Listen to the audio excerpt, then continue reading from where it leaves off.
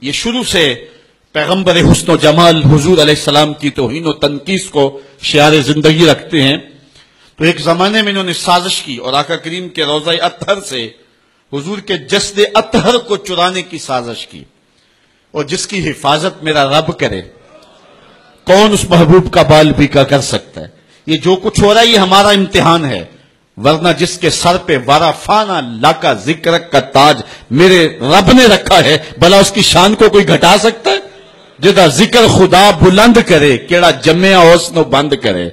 اس ذکر دا حافظ آپ خدا پڑھو لا الہ، خود اللہ حفاظت کرنے والا ہے ذکر کی. یہ تاج رب نے محبوب کے سر پہ رکھا ہوا ہے. اس لیے چاند کی طرف منہ کر کے تھوکنے سے چاند کی نوری کرنوں کو میلا نہیں کیا جا سکتا. تھوکنے والے کا اپنا منہ گندا ہوگا، لیکن چاند کل بھی روشن تھا، چاند آج بھی روشن رہے گا. مدینے والے چاند کی عظمتوں کو کوئی گہنا سکتا ہی نہیں ہے، کیونکہ جس کے سر پہ وارفانہ لکا ذکر کی چادر میرے رب نے تان دی ہے، اس کی عظمتوں کو کوئی گھٹا سکتا ہی نہیں ہے. یہ امتحان ہمارا ہے، یہ آزمائش ہماری ہے. اللہ اکبر. تو میں نے کہا کہ یہ سعادت مند لوگوں کا مقسوم ہوتا ہے.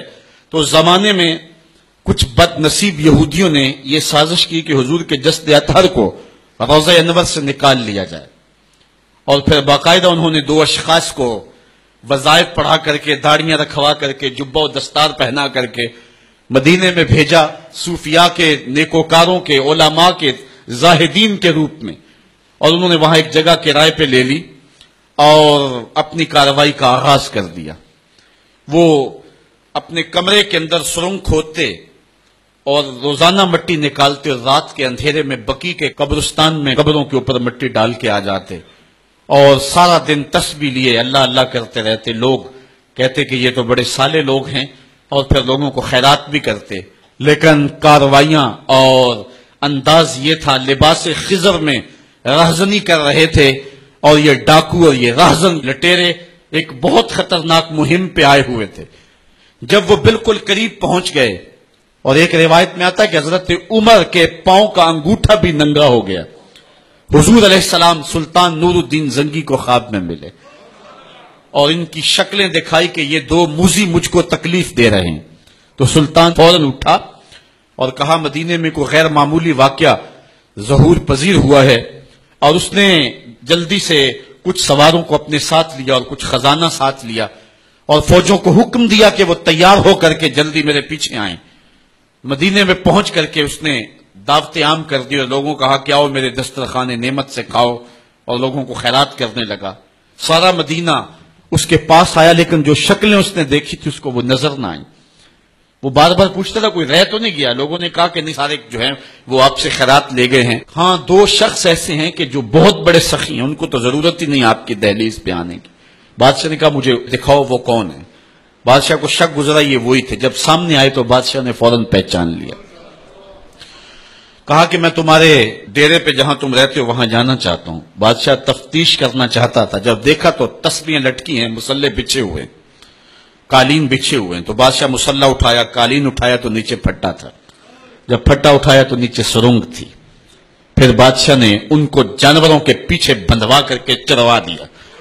اور میں نے تاریخ میں پڑھا سلطان نور الدین زنگی مدینے کی گلیوں میں پھر اس کے بعد روتا پھرتا تھا، اور اس کی آنکھوں میں آنسو تھے، اور کہتا تھا یا رسول اللہ تمہاری مہربانی کہ یہ ڈیوٹی میرے ذمہ لگائی ہے، ورنہ کائنات بھری پڑی تھی. یہ سعادت مندی میرا مقدر کہ اس نوکری کے لیے مجھے منتخب کیا ہے. اور پھر اس نے روضہ رسول کے ارد گرد جو ہے جہاں تک پانی آتا ہے وہاں تک جو ہے اس نے جو ہے زمین کھدوائی اور سیسا پگھلا کے اس کے اندر ڈال دیا کہ دوبارہ قیامت تک کوئی موذی اس کی جرأت نہ کر سکے. تو روضہ رسول کے ارد گرد وہ سیسا پلائی ہوئی دیوار ہے جس کو کھودا نہیں جا سکتا. یہ سلطان نور الدین زنگی کی زندگی کا یہ انوکھا باب ہے. آئیے اب سلطان صلاح الدین ایوبی کی کہانی بھی سنتے ہیں. یہ اسلام کا مجاہد اعظم، یہ حلال اور صلیب کی جنگوں کا ہیرو، اور جس پہ امت اسلامیہ کو آج بھی ناز ہے، اور آج صدیاں گزرنے کے بعد یہ سینوں میں دل کی طرح دھڑکتا ہے. سلطان ایوبی کا نام آج بھی دلوں پہ نقش ہے، اور اس کا نام سن کے مردہ جانوں کے اندر بھی زندگی کی حرارت پیدا ہو جاتی ہے. اس کے زمانے میں ریجینالڈ بدبخت ایک انگلستان کے شہزادے نے حاجیوں کے قافلے کو روک لیا اور ان کا سامان لوٹ لیا. انہوں نے کہا ہم حج پہ جا رہے ہیں, تو نے ہمارا سامان لوٹ لیا, ہمیں جانے دے. تو اس نے دریدہ دہنی کرتے ہوئے کہا بلاؤ اپنے نبی محمد کو جو تمہاری جان چھڑائے.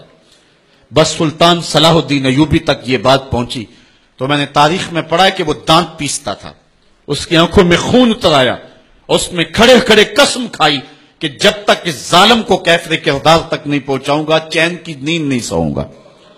پھر پونے 2 سال کا عرصہ آپ سلطان صلاح الدین ایوبی کی زندگی دیکھ کے جنگی مہموں کو ترتیب دیتا رہا, دن رات اس نے ایک کر دی, نیند قریب نہ آنے دی. جب نیند بہت زیادہ تنگ کر دی تو پھر وہ خیمے کی چوب کے ساتھ ٹیک لگا کے کھڑے ہو کر کے اپنی آنکھوں کی آگ بجھا لیتا, اور پونے 2 سال کا عرصہ اس نے چارپائی پہ لیٹ کے نہیں دیکھا. پھر وہ لمحے آئے کہ اللہ نے اس کی مراد پوری کی.